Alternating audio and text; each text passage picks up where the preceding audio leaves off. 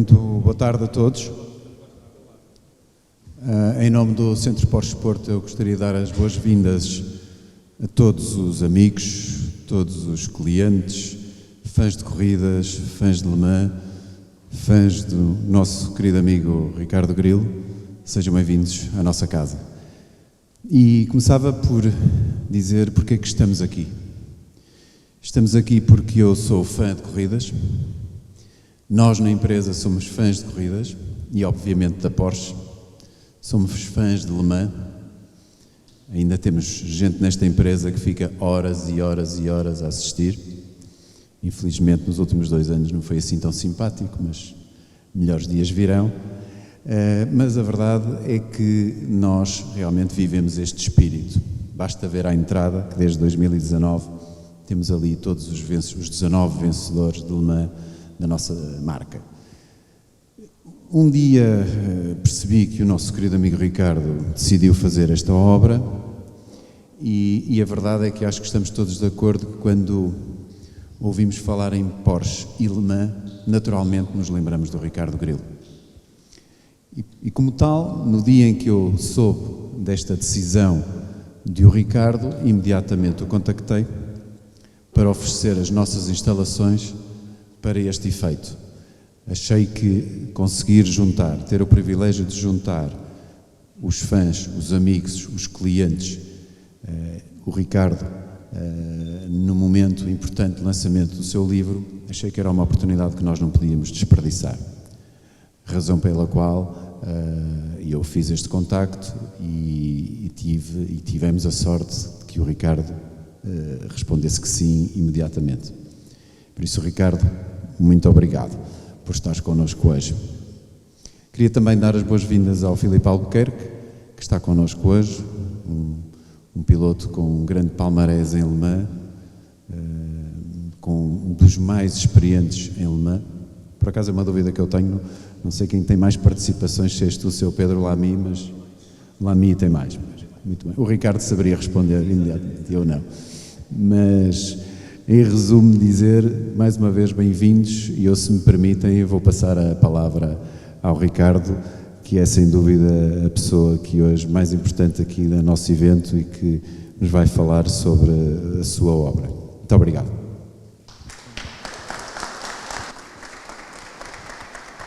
Alô. Olá, boa tarde, obrigado por terem vindo. Estamos aqui reunidos a propósito do lançamento do livro Le Mans em Portugal e também a propósito da nossa paixão comum por este tipo de corridas, e pelo desporto automóvel em geral e por este tipo de corridas em particular. Começo, obviamente, por agradecer o apoio que o Hugo Ribeiro da Silva e a Porsche Porto me deram neste lançamento deste livro, que começa de um projeto que eu tinha há algum tempo, mas que estava a protelar, e depois, por razões de saúde, percebi que a vida pode não ser infinita, e então achei que era a altura de não perder mais tempo e comecei a fazer o livro, basicamente numa maneira de... O que é o livro? É o livro que eu gostava de encontrar, se fosse uma loja, contar a história das corridas com os carros de Le Mans que vieram correr a Portugal, com as regras de Le Mans também, não é? Há outras provas de resistência, entretanto, mas com as regras de Le Mans, não é com handicaps nem nada. E basicamente também era criar uma obra que fosse visual e não propriamente um livro chato, contar muitas referências históricas. Isso temos a internet, podemos procurar lá tudo e mais alguma coisa, e era mais, ficámos com um arquivo de histórias curtas e de paixão que espero que resulte. De facto, o livro tem aí na mão, poderão ver como é que funciona. E porque é que chegamos aqui? Porque havia um miúdo pequenino que gostava de corridas de automóveis e gostava das 24 horas de Le Mans, mas igual às outras corridas, só que, e tenho que falar sempre o meu tio Armando Grilo, que fazia parte da equipa de reportagem do Rádio Clube Português, que desde 1968 começaram a ir às 24 horas de Le Mans, E de 68 não me lembro, mas em 1969 trouxe-me um porta-chaves e uns pósteres e isso, que me começou a contar-me histórias, nomeadamente logo uma história de um Porsche 917, que era o carro que andava muito mais que os outros e era de outro mundo, e do Jack Hicks, um jovem irreverente que atravessou a pista devagarinho. Ele contou uma história toda ao detalhe e eu fiquei entusiasmadíssimo e à espera do ano seguinte que me trouxesse mais histórias e mais pósteres e mais brincadeiras que me trazia. E, portanto, eu tinha 9 anos de idade, comecei todos os anos a esperar e a procurar tudo sobre Le Mans e ficou o vício até agora. O livro também tem graça porque tem um cruzamento de acontecimentos, como por exemplo, a primeira vez que eu fotografei e vi ao vivo um sports car, um sport protótipo, foi no Autódromo de Estoril em 1972. Eu já conhecia de ver na televisão e nas revistas, mas ao vivo nunca tinha visto. E eu estava na torre do Autódromo de Estoril, na torre de controle, e vi um Porsche Carrera 6, que eu nunca tinha visto ao vivo. Fotografei com a minha Kodak Instamatic, que tinha acabado de receber de prenda de passagem da 4ª classe, e desci lá a correr ao pé do carro e vi, para meu espanto, que além de ser bonito, isso eu já sabia, era mais baixo do que eu. Eu tinha 9 anos de idade, portanto o carro é muito baixinho, como sabem, um carro era 6. E fiquei apaixonadíssimo pelo carro era 6 e pelos sport protótipos ainda, que além de serem muitos giros na televisão, eram mais pequeninos do que eu e eram carros de sonho absolutamente. Esse Porsche Carrera 6 deu uma volta muito grande, é a primeira e única foto a preto e branco do livro, se repararem. É essa fotografia que eu tirei com 9 anos de idade. Mais tarde acabei por vir a conhecer o piloto e escrever a história da vida dele, que é o Américo Nunes. E, portanto, há aqui uma série de voltas neste livro que se fecham e que acho, no mínimo, engraçadas. Eu tive também, além do apoio da Porsche, esqueci-me no início, foi a autorização do Automobile Clube de l'Ouest,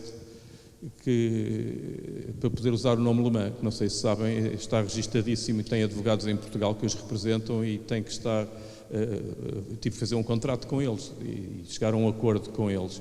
E depois dou por mim, o Ricardo, que vocês ouvem na televisão e podem contactar sempre através das redes sociais, mas que é um miúdo grande, que gosto de ter como um miúdo de 9 anos, é o mesmo, só que está um bocadinho mais velho e com os cabelos brancos.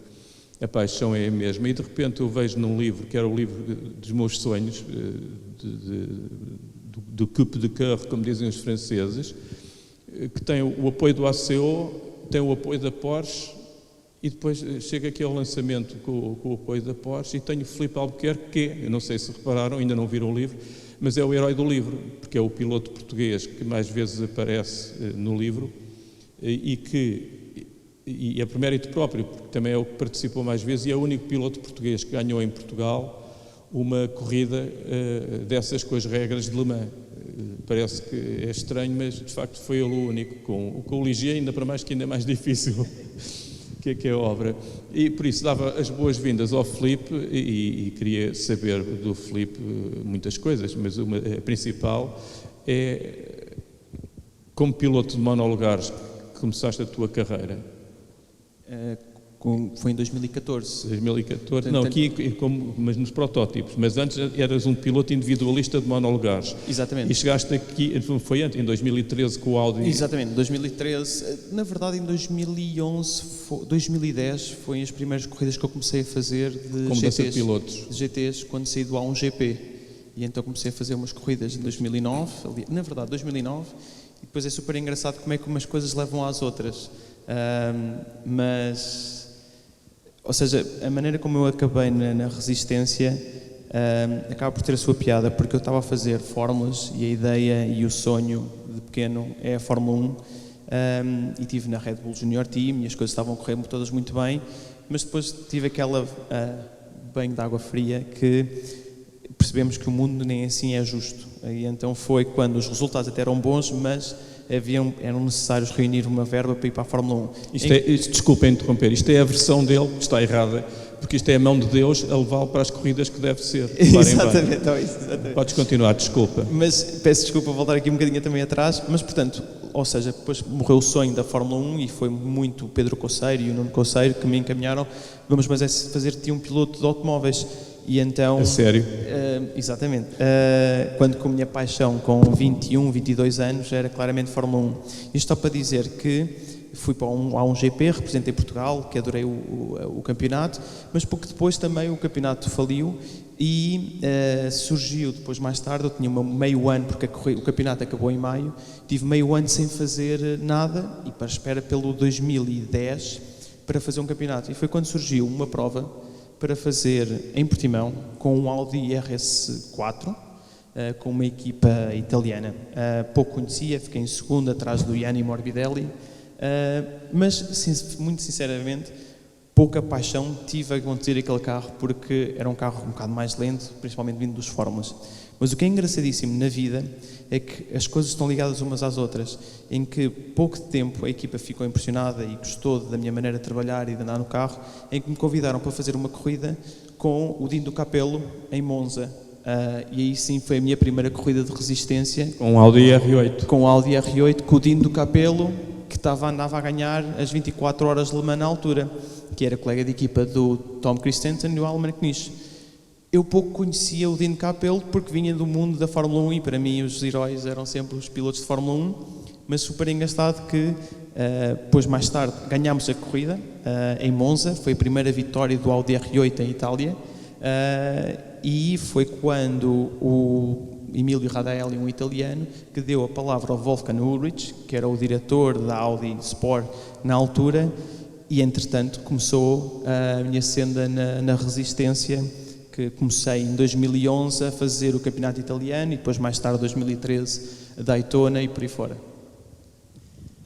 E teve que haver um clique dentro de ti do Faísca McQueen, que é a mentalidade de há um vencedor e 39 derrotados, para a mentalidade que somos três iguais e só ganhamos se nos entendermos entre nós. É uma diferença muito grande. Eu sei que tu tens um feitio particularmente adaptado a entendidos e que encaixarias sempre bem numa prova de resistência, mas mesmo assim houve mudanças de filosofia dentro de ti.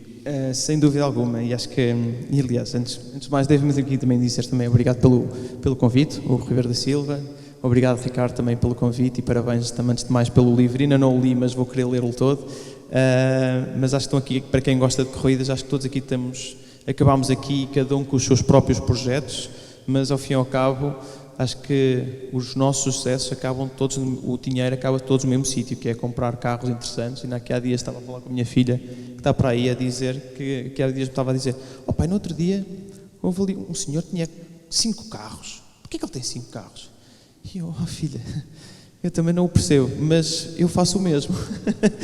Porque ao fim e ao cabo, a paixão por automóveis e a emoção é isto exatamente o que nós estamos todos aqui, todos reunidos hoje, que é exatamente esta emoção que os carros nos dão e para quem foi alemã vai acabar por continuar a ir, porque realmente é uma emoção espetacular e a partir do momento em que eu fiz a primeira vez, nunca mais quero não fazer, ou seja, quero fazer todos os anos da minha carreira.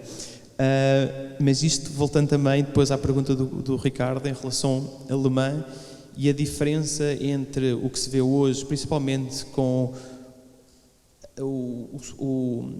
a série que está a passar agora e que passa e que tornou a coisa muito mais famosa da Fórmula 1, que é o Drive to Survive, e a maneira como eles divulgam o drama e a Fórmula 1 e o egoísmo que os pilotos têm que ter, que é ele, e que é verdade. Ou seja, eles têm que constantemente estar a pensar como é que são mais rápidos, têm que ser frios, têm que ser super egoístas, que uma pessoa sendo egoísta acho que é uma pessoa mais pobre, acho eu. Acho que não partilhando o sucesso, não partilhando a felicidade, é sempre menos. Acho que é sempre menos do que ser partilhado. Mas isto para dizer que é essa a mentalidade que se tem que se ter quando se está num carro de Fórmula 1, quando se está num carro sozinho.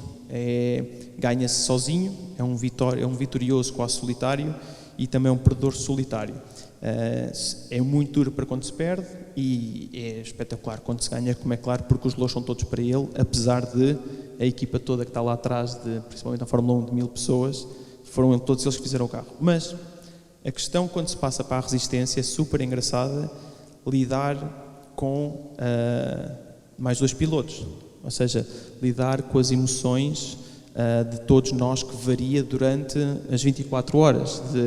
Desde aí na ONU agora tenho constantemente essas situações com o meu colega de equipa, quando corro nos Estados Unidos, agora mais recentemente com o Ricky Taylor, que é super engraçado, que quando nós estamos em pista, ou seja, temos 3 sets de pneus novos, temos de decidir quem é que anda com os sets de pneus novos, porque eu começo e vou fazer uma volta muito mais rápida do que quem quer que seja que vá andar no meu carro. Portanto, eu vou ser o piloto mais rápido. E o outro fica, quer dizer, a 1 segundo. E parece que ele anda muito menos, mas não. É uma questão de meter a mão por cima. Ei, não fiques triste, porque eu tinha os pneus novos. E é claro que é lidar com essas das emoções constantes, de pressão também super alta, que nós somos sempre tão bons quanto a nossa última corrida. Nós cometemos um erro na próxima, o diretor de prova, o dono da equipa, o patrocinador, já começa assim a olhar de lado para nós. Portanto, a pressão é sempre super, super alta. E isso faz com que nós sejamos melhores. O Tom Christensen disse uma frase muito engraçada, que ele disse que a resistência, não me lembro bem como é que ele disse, que é, temos que trabalhar em equipa. E quando nós trabalhamos em equipa, somos melhores seres humanos. Portanto, é por causa disso que eu gosto da resistência. E é exatamente isso, que é trabalhar em equipa. Nós somos sempre muito melhores do que só trabalharmos sozinhos. Mas, portanto, quando vêm os pilotos de Fórmula 1 que vêm fazer uma corrida à resistência, um pezinho a fazer Le Mans, tantos eles querem fazer, eles não conseguem baixar a guarda de dizer o que é que encontraram de novo na pista. E então é super engraçado ver que eles estão sempre com as garras de fora, prontos e com o nariz empinado, e que eles é que sabem, e depois levam o choque de, é lá, afinal... Não era bem assim. Isto não é nada fácil.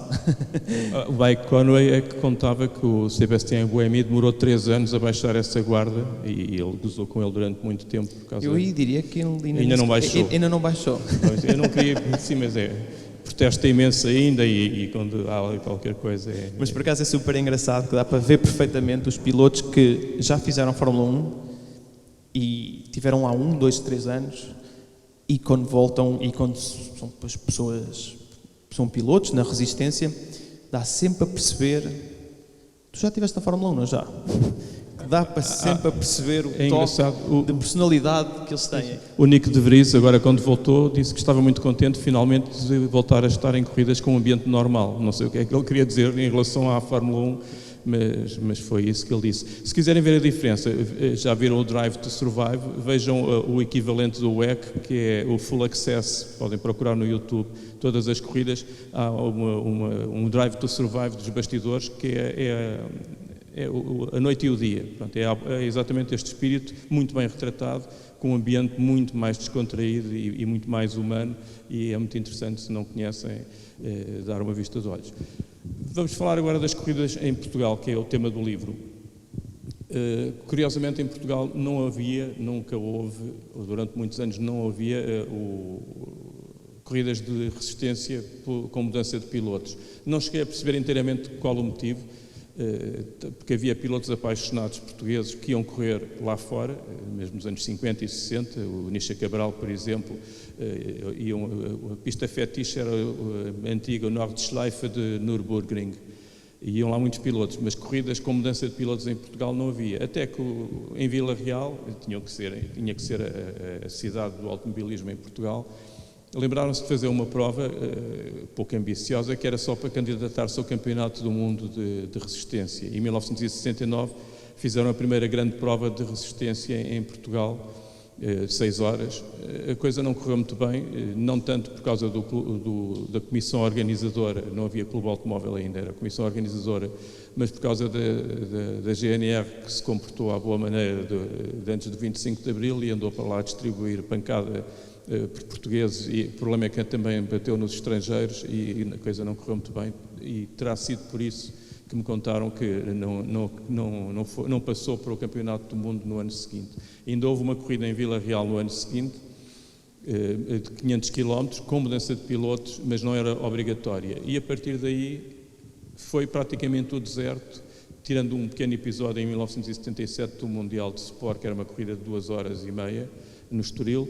Nunca mais houve corridas com mudança de pilotos em Portugal, e com os carros de Le Mans, com os Grupo 4, os Grupos 5, os Grupos 6, os Sport Protótipos e os GTs.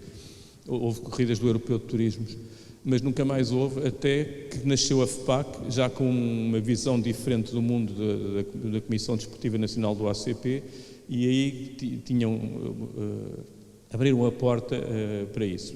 Houve também um passo importante no meio disto tudo, que foi o Manel Melbreiner e os irmãos, mas foi o Manel que teve a ideia, queria ir a Le Mans, convenceu os irmãos a ir a Le Mans, arranjou apoios para ir a Le Mans, tentou qualificar-se em 96, em 97 qualificaram-se mesmo. Falou-se tanto disto cá em Portugal que muitos pilotos portugueses que estavam naquela, como o Filipe conheceu bem isso, que estavam naquela fase de o dinheiro já não dá para ir mais longe para a Fórmula 1, o que é que eu faço agora? E de repente aparece ali uma porta aberta com lugares mais baratos e dividido a 3, e com corridas maiores e com um ambiente mais descontraído, e os carros mais bonitos, digo eu, que se abriu ali. E a partir desse ano, se repararem, os pilotos portugueses começam a correr lá fora, a seguir foi o Pedro Lamy e depois toda a gente. E começa a haver corridas cá em Portugal, primeiro em Vila de Conde, 1999, que no livro está retratado com 2 fotos, e cada foto corresponde a uma história, e com uma legenda. As fotos são do Rui Queiroz, a quem agradeço, também fez os desenhos das corridas onde eu não estive. O resto das fotos são todas minhas, mas o Rui tem as 2 de Vila de Conde. Foi uma corrida muito marcante, que foi a primeira prova internacional com mudança de pilotos e carros de GT que houve em Portugal. E no ano seguinte começa o FIA GT e depois vem o American Le Mans Series, e nunca mais parou até agora. E nessa altura, em 2014, começa a vir o Le Mans Series, com o European Le Mans Series, e um dos pilotos que esteve quase sempre presente foi o Filipe. E agora eu volto outra vez para ti. Qual é a sensação de correr em Portugal? É igual Portugal ou Imola, ou Estoril ou Imola, ou Algarve ou Imola, ou outra pista qualquer?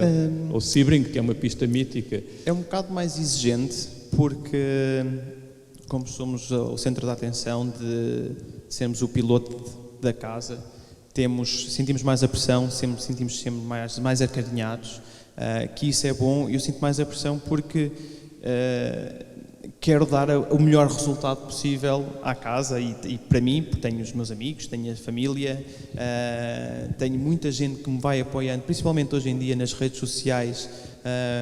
Eu faço questão de ser eu, muitas vezes não consigo chegar a toda a gente, mas tento responder, a dar as palavras de apoio, principalmente quando as coisas correm mal e quando correm bem. E portanto é exatamente de encontro com essas pessoas. E ainda agora estava a falar com alguém que a última vez que nos vimos foi em Portimão, com o Luís, que está para aí, e portanto conhecemos nestas corridas. E portanto ir a Portimão, e este ano tive para fazer o European Le Mans Series outra vez, este ano, porque o calendário permitia. Entretanto surgiram umas outras coisas, já não consegui fazer, mas portanto correr em Portimão é um momento espetacular. Em Portimão ou em Portugal, que é espetacular. E a primeira vez que eu corri em Portugal, até por acaso até foi no Renault 2 litros, mas acontecia a mesma coisa quando era em Portimão.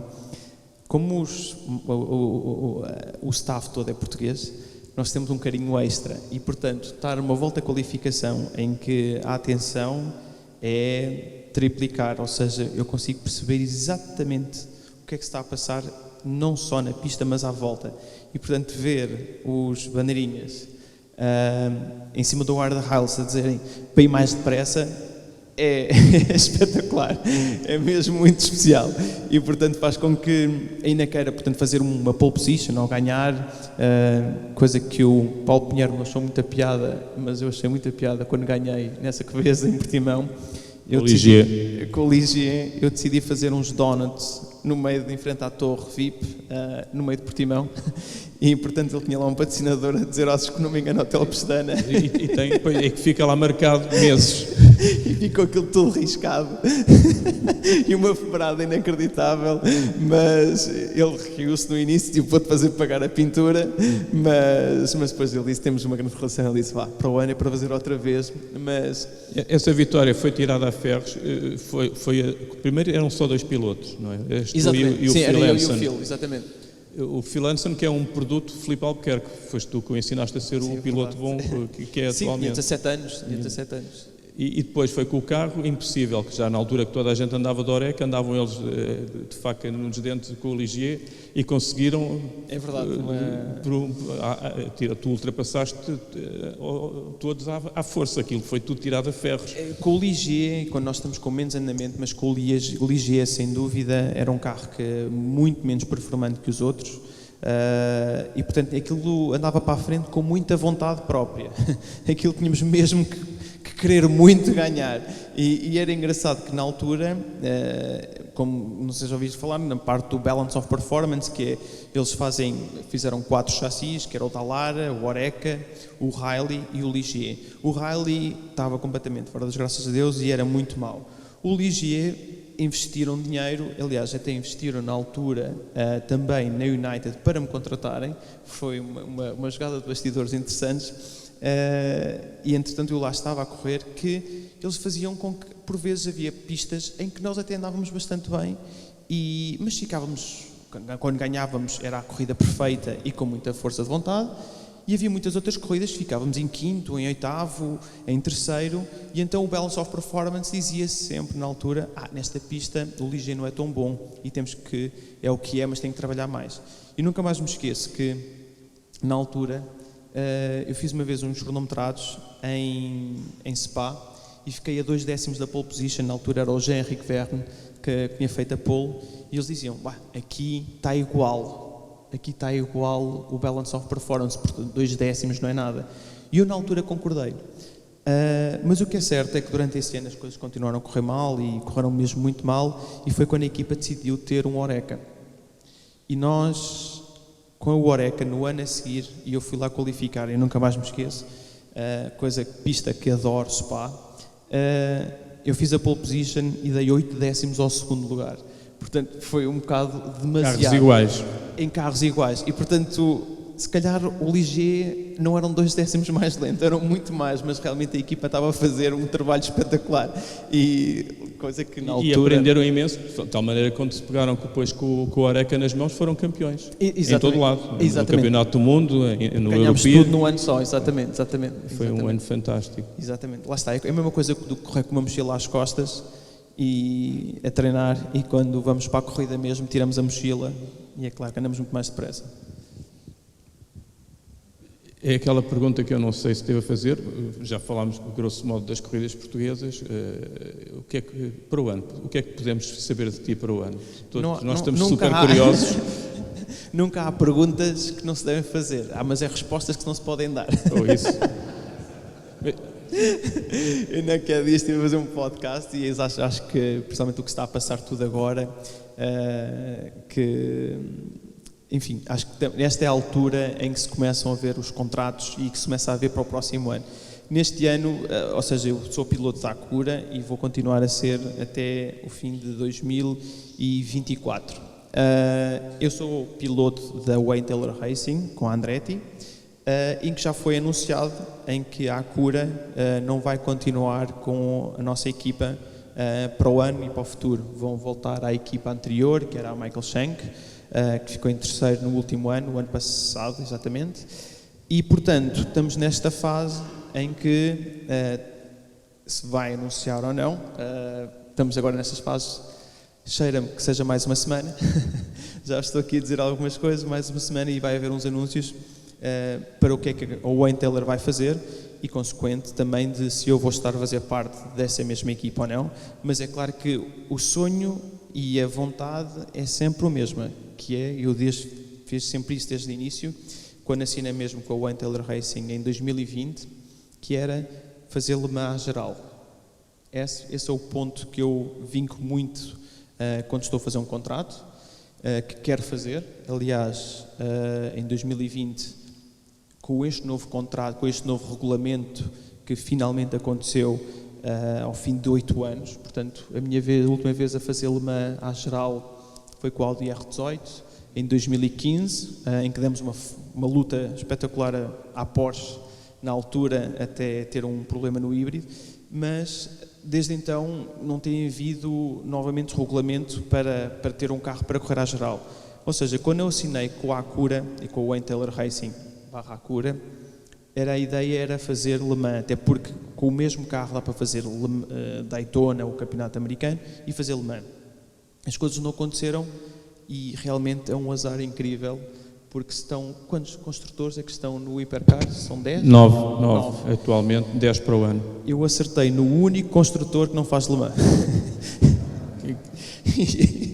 Portanto, eu não sei o que é que... E com talvez o que seja o melhor carro, que ainda é mais irritante ainda. O carro que nasceu melhor. Mas há uma história que me contaram e que acho que faz todo o sentido. O problema da Honda e não ir para o WEC é porque eles podem perder com qualquer equipa, menos com a Toyota. E não tinham a certeza se um LMDH conseguia bater os LMH.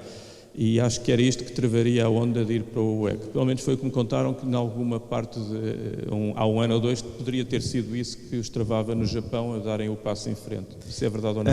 Eu também ouvi essa história. Apesar de estar dentro da equipa e de conhecer os presidentes de cada departamento, nunca nos disseram exatamente qual era a desculpa, mas eu acho que é um conjunto de desculpas ou de razões por quais não chegaram a ir. Ouvi também essa razão de, primeiro, nem podem perder contra a Toyota, porque parece muito mal, ou irem para Le Mans com um regulamento que ainda assim é diferente da Toyota e chegarem lá e ficarem muito atrás, acho que não lhes ficavam bem. Ouvi também que queriam primeiro que corressem em Le Mans com este novo regulamento e só no ano a seguir fazer Le Mans.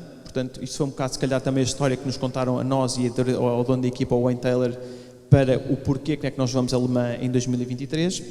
E depois ouvi também a outra, que também faz muito sentido e aconteceu isso, era que o projeto da Honda é um projeto, digamos, do irmão, que é a Acura. A Acura é uma marca que só vende nos Estados Unidos e é um investimento americano. É dinheiro simplesmente americano que está a fazer aquele projeto.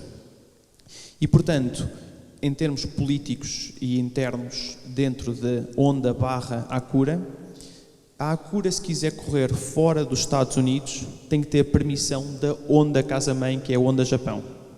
A Honda, até 1 de janeiro a 30 de dezembro de 2023, corria sobre o banner de HPD, Honda Performance Development, que é a Honda América. E desde então mudaram... Lembram-se de ver correr, mesmo cá em Portugal, havia HPDs a correr, o carro da Straka era um HPD. Eram HPDs. E não sei se ias contar isso, mas há um detalhe do regulamento atual que não pode haver uma marca chamada HPD, tem que ser marcas reconhecidas com mínimos de produção de automóveis para poderem ter um LMDH. E isso é que tramou a HPD de poder voltar a ter um carro com esse nome cá na Europa. Eu acho que, atenção, eu acho que, isso não sei, mas se tu o dizes, eu não vou ser eu que vou contrariar, tenho medo. Mas a questão ali, pelo menos que me contaram, foi que, até porque eles têm carro de produção, não tem, mas é na Europa. Não se chama HPD, chama-se Acura. Sim, exatamente. Não, mas atenção, a marca, HPD... O outro era HPD, o do Straka corria com o HPD. Ok. Porque a Honda não deu o nome e a Exatamente. Acura também não, era um HPD. E podia porque não tinha mínimos de produção. Agora tem que ter, não sei, tem que fazer 3 mil carros por ano, assim. Pronto, agora é a Acura e que tem a produção toda feita nos Estados Unidos, mas a razão pela qual era que eles deixaram de ter HPD, tanto que já não existe HPD, e existe sim a HRC, que é o projeto da Honda desportivo. Ou seja, o programa da Acura está agora dentro do HRC, que tem as motas, que tem o Dakar, que tem tudo o que a Honda faz e, portanto, o presidente é sempre o mesmo, em que tem vindo às nossas corridas. E, curiosamente, até fiquei com uma boa relação com ele, que é o Mr. Watanabe, que até me pus com ele quando fui ver o Miguel Oliveira a Austin nas motas, porque tinha lá um teste. A Honda está numa fase muito má no MotoGP. E então fui ter com ele: "Oh, Mr. Watanabe, isso não está muito famoso aqui nas motas." E ele então lá, típico japonês, a baixar a cabeça. Não, espera pela próxima corrida. Mas é engraçado que ele vai a todos os programas e sabe exatamente o que é que está a passar. Portanto, eles agora já têm, digamos, o aval, digamos, da casa-mãe, Honda Japão, para irem fazer Le Mans. Coisa que, neste momento também agora, complicou-se as coisas. Há sempre qualquer coisa a acontecer nos bastidores, que é engraçado. Que o ACO e o WEC Para se fazer Le Mans, como toda a gente quer fazer apenas Le Mans, eles defenderam-se bem, que é, tem que fazer o campeonato por completo. E agora, para o próximo ano, 2025, tem que ter obrigatoriamente 2 carros. Portanto, a Honda ou contrata uma equipa europeia, que é a coisa mais segura, para fazer 2 carros no Campeonato do Mundo, ou então não vai conseguir fazer Le Mans. Coisa, por exemplo, que a Porsche tem a operação na Europa e tem a operação nos Estados Unidos e que então aquilo tudo funciona. Mas é claro que são investimentos grandes quando eles neste momento estão completamente concentrados a fazer o motor de Fórmula 1 para Aston Martin. Sim. O que é complicado, até porque o ECT já está com a lotação esgotada, nem se sabe onde é que encaixam os privados e, portanto, vai ser complicado. Embora se fosse do interesse do ACO, ter lá mais uma marca, não é? Exatamente, claro, mas lá está. Isto tudo para dizer a volta gigante que eu dei, para dizer que dificilmente vou continuar com a Acura para o próximo ano, mas nunca sabe, mas portanto estes próximos 2 meses diria que é a fase de negociações e de ver o que é que as coisas vão acontecer, mas claramente que uma das minhas prioridades para mim é fazer Le Mans à geral e voltar lá. Com um carro que este ano andou na frente e quase que esteve para vencer, diria eu. Digo, sou eu, não foi ele. Eu não digo, foi? Pronto, acho que no essencial falámos da carreira do Filipe e da visão das corridas de endurance e das corridas em Portugal. O capítulo 2 do livro será talvez daqui a mais uns 20 anos, portanto, se cá estivermos todos, para já acho que vamos ficar por aí. Ficamos contentes de saber que o Filipe tem boas hipóteses de regressar. E o European Le Mans Series, é que para vir correr a Portugal é no European. Ou seja, eu neste momento estou muito mais inclinado para as coisas que aconteçam para o ano, a continuar a fazer o campeonato do IMSA, o campeonato americano. Se assim for e se não houver coincidências, a ideia, eu gostava muito de fazer o European Le Mans Series, sendo que é sempre com um LMP2, porque não tem o Hypercar, mas é a classe principal, que eu acho que, ao fim e ao cabo, o que eu mais gosto é de não olhar para os espelhos e ver se vem lá alguém mais rápido do que nós. Portanto, isso é coisa que eu não gosto. Portanto, se eu for a classe geral e daqui a 2 a 8 dias voltar a correr no Canadá com um LMP2, mas não há os GTPs, não há os protótipos, os hipercars, portanto não tenho que estar constantemente a ver quando é que eles vão passar por mim, e isso é coisa que eu odeio. Portanto, há a possibilidade para o ano estar a correr em Portugal, fazer Portimão, fazer o ILMS, mas volto a dizer que é, primeiro tenho que segurar o meu calendário com o construtor, e depois, em função disso e com a autorização do construtor, se posso fazer ou não, sendo que eu gosto sempre de dizer, e nós pilotos, que é, nós gostamos de fazer mais corridas para nos manter com o ritmo de corrida, sempre mais atentos.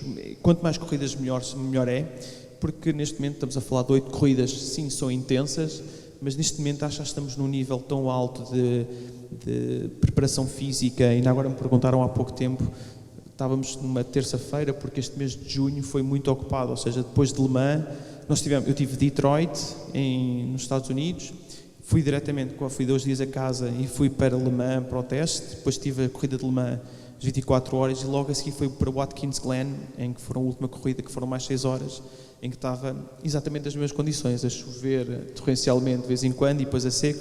E ainda alguém me perguntou, que era uma terça-feira, que eu achei engraçado, que já nem a Joana, a minha mulher, me pergunta: como é que tu estás? Estás cansado? Não, venha à próxima corrida, que é o que nós queremos. Este ano o Filipe, para acabar, fez as 24 horas de Le Mans numa classe Pro-Am que não era normal, mas o Unfair Advantage, como era o livro do Mark Donohue, que tinhas uma vantagem injusta sobre os outros, que era um amador que anda como quase os prós, não é? Que é o Ben Keating. Exatamente. E tiveram um azar enorme, mas eles tinham tudo para vencer com o carro, com as cores da Wins, que é isto. Uau! Aqui está, exatamente. É da cabeça aos pés, sempre a paixão. Sabes que é uma empresa portuguesa que faz essas meias? Sim. Eu fiquei a conhecer, ou seja, o Ben Keating é um apaixonado, como nós todos, de automóveis, e acho que há várias maneiras para estarmos envolvidos nos automóveis. seja como engenheiro, como mecânico, como diretor de equipa, como marketing, como investidor, e depois há aquelas pessoas que tiveram muito sucesso, ou melhor, há os apaixonados como eu, em que comecei a andar de karts porque o meu pai me proporcionou, depois tive jeito para a coisa e tive alguma sorte e consegui lá chegar e ser piloto profissional.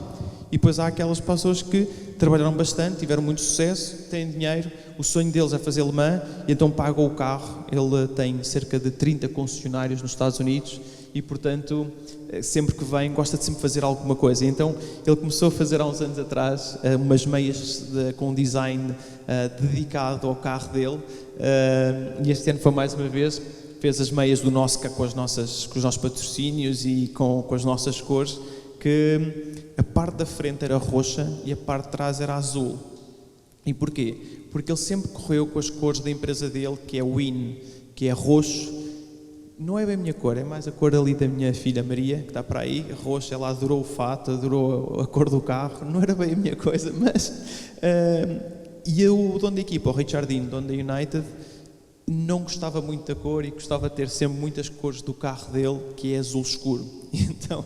os dois negociaram, vamos fazer metade, tu ficas com a parte da frente e eu fico com a parte de trás, e daí as meias serem roxas em baixo e depois quando vem para a parte de cima já são azuis outra vez, que é azul da United. Portanto, é engraçado como é que os acordos são feitos, e tem que, como em tudo, em negociações, é o meio termo, é onde os dois temos que nos encontrar, que é para ser um bom negócio. Só para acabar, não tem nada a ver e tem tudo a ver, o Ben Keating começou a correr não em jovem, nem nos karts, foi talvez aos 30 e muitos anos de idade, ou 40, que a mulher lhe ofereceu no Natal um track day com um Ferrari, e ele achou alguma graça e começou a partir daí a desenvolver-se como piloto, e devia ter algum jeito natural. Imagina um piloto desses que tivesse tido a escola desde pequenino. Não é? Sem dúvida alguma, sem dúvida alguma. Porque ele é crescidinho, tem na casa dos 50, talvez. Ele já tem 53 e tem feito desde, se não me engano, acho que ele começou aos 43 anos. Eu acho que a mulher dele se arrependeu hoje em dia da prenda que lhe deu, porque sabes que lá está, e depois super engraçado o que é que nós fazemos, as pessoas depois fazem por paixão, porque ao fim e ao cabo é uma paixão. O calendário do campeonato americano, que estamos os dois a fazer nos Estados Unidos, foi anunciado e depois mudou passado uns meses por causa de coincidências com outras provas. E, portanto, inicialmente a prova de Watkins Glen era 2 fins de semana a seguir a Le Mans. E, portanto, ele já faz imensas corridas, ele faz o campeonato americano, faz o WEC, faz uma data de corridas. Às vezes com 2 carros no mesmo fim de semana. Exatamente. E, portanto, nós estávamos em Le Mans e, entretanto, mudaram a prova para o fim de semana a seguir a Le Mans. E nisto, nós estávamos lá a falar, mas quando é que tu vais para o Watkins Glen? Ainda vais a casa?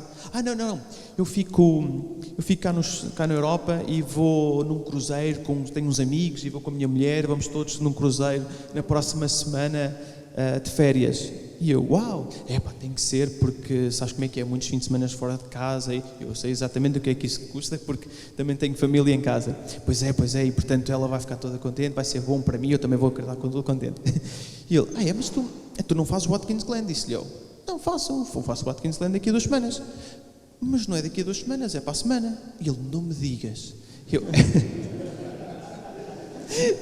Joana, como é que é ser mulher de um piloto de topo na Endurance? Bem, acima de tudo é muito divertido. Não há dias iguais, não há semanas iguais. Nós tivemos que adotar a estratégia de um calendário partilhado, porque eu nunca sabia muito bem quando é que o Filipe estava em casa. Posso dizer que não vivemos o mundo das corridas com medo.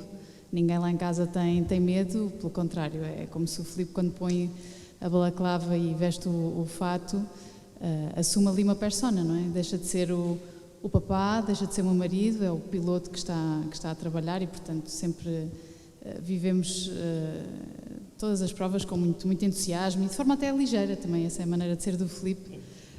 Até o ano passado. O ano passado apanhámos ali um susto valente, foi ali uma noite terrível. Não foi simpático o Filipe ligar-me, quer dizer, essa parte foi muito simpática e volta a fazer isso, por favor. Porque eu já tinha adormecido e acordei com isto é aquele momento que nunca ninguém quer que aconteça, acordar com uma chamada. Felizmente era o próprio Filipe que me dizia de forma assim muito agitada, eu estou bem, mas o que é que se passou? Eu bati forte, eu estou bem. E depois disse Mata das Neiras, aquele... Foi a dos Porsche. Não, foi em Petit Le Mans, quando estava a discutir o campeonato. Sim. Foi com o Pipo Derani. Exatamente. Depois que o Derani é... O jeitinho da Irani, exatamente. E portanto, desculpa Ricardo, pronto. E depois, e portanto essa noite foi assim mais, portanto eu fiquei a perceber que ele estava felizmente muito bem, mas o bem, também sabemos que a adrenalina muitas vezes nesses momentos põe os corpos muito funcionais e fica naturalmente preocupada. E depois seguiu-se ali uns quantos telefonemas para o número de onde o Filipe me tinha ligado e eu vi aquela frase incrível que é Hey Joanna, portanto típico americano, não te preocupes, liga-me sempre que tu puderes, eu vou dar todas as informações, sou representante do centro médico, estamos só a verificar se o Filipe tem alguma hemorragia interna. E eu sei-vos dizer exatamente onde é que eu estava em casa, onde é que a lua estava no céu, porque eu fiquei colada assim ao vidro, às 2h da manhã, a pensar tipo, thank you Ryan, diz-me então qualquer coisa quando souberes. E foi assim, essa noite em branco, depois já houve uns FaceTime já do hospital, estava tudo bem. Mas isto para dizer que o risco está lá, nós sabemos que ele existe e as coisas quando acontecem são feias. É quase como se fosse aquela sombra que eu acho que todas as profissões acabam por ter, em que nós procuramos não pensar muito, não é? Ela está lá, mas acima de tudo há um orgulho tremendo, não é? Acho que na nossa vida familiar, para mim, enquanto esposa, e para as nossas filhas, desde logo este exemplo de alguém que tem uma profissão que desempenha com tanta paixão, não é? Com tanto, isso é um exemplo que vai para lá, obviamente, depois dos resultados, que são fantásticos, mas ter alguém que se entrega com a forma como... Eu sei o que é esta entrega, acho que é um privilégio tremendo. Obrigado, então.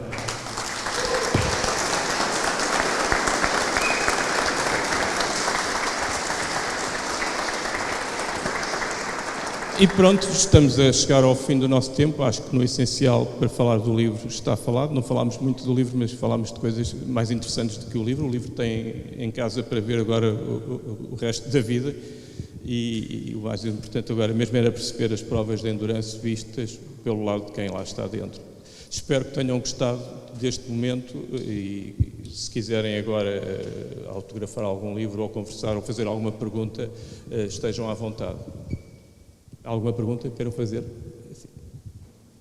Sim. Boa tarde, meu nome é Daniel Oliveira. Vou fazer uma pergunta, me leva mal a pergunta que vou-lhe fazer, que é, já pensou no pós-corrida? O que é que vai fazer no final da sua carreira? Se vai ser diretor de equipa, manager, se vai ser um coach, o que é que está a pensar fazer? Já me perguntaram isso mais que uma vez, sendo que se calhar quer dizer que estou a ficar velho, não é?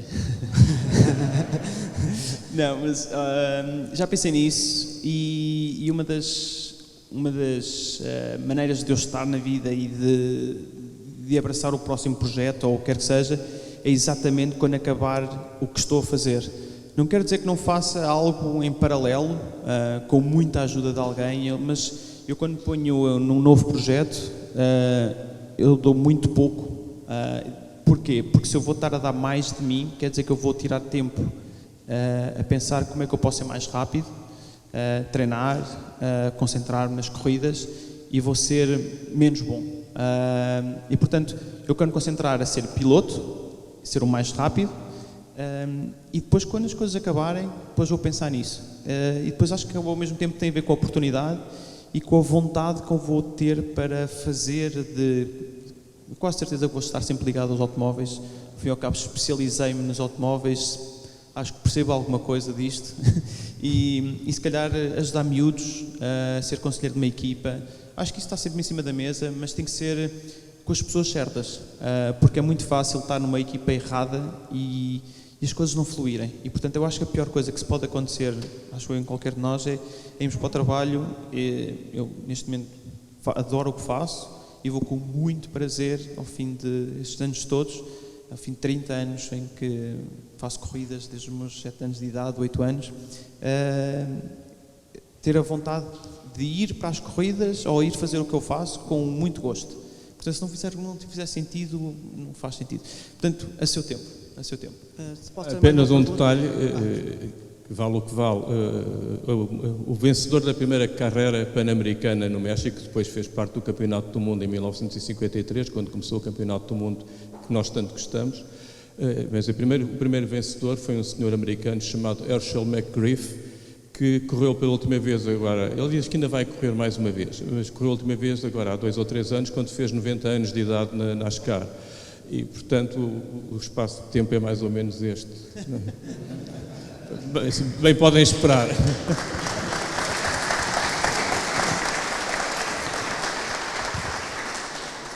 Bom, chegados ao fim desta fase, e dizer-te que eu tenho um sonho, que é um dia ver-te a correr em Le Mans de Porsche.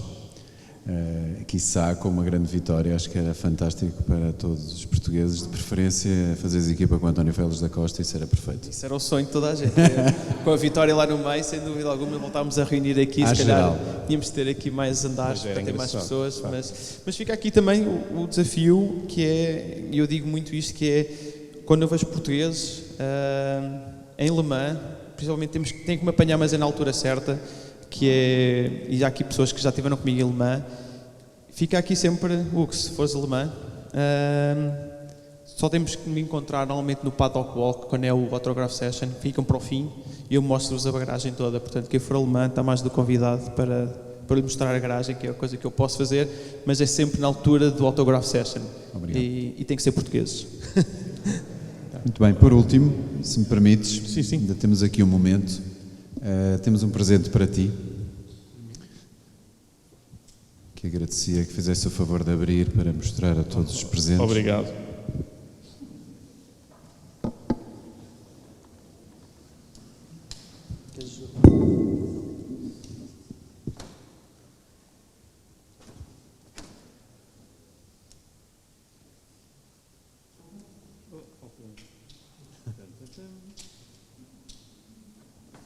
Vinhas preparado.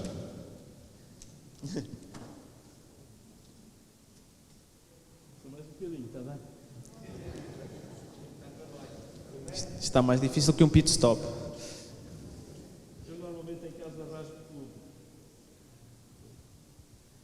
Tens que conservar o saco, que é importante.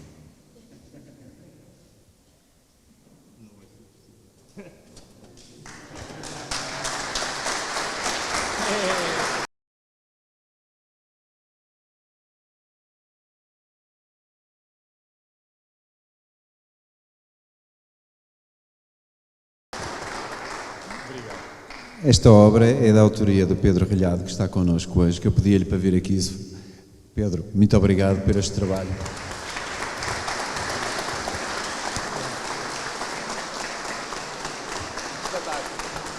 O Pedro é também um grande fã de corridas e é o autor de muitas obras, ou algumas que já temos espalhadas pela empresa, e fez-nos este trabalho fantástico para oferecer este presente ao Ricardo, que é uma pessoa...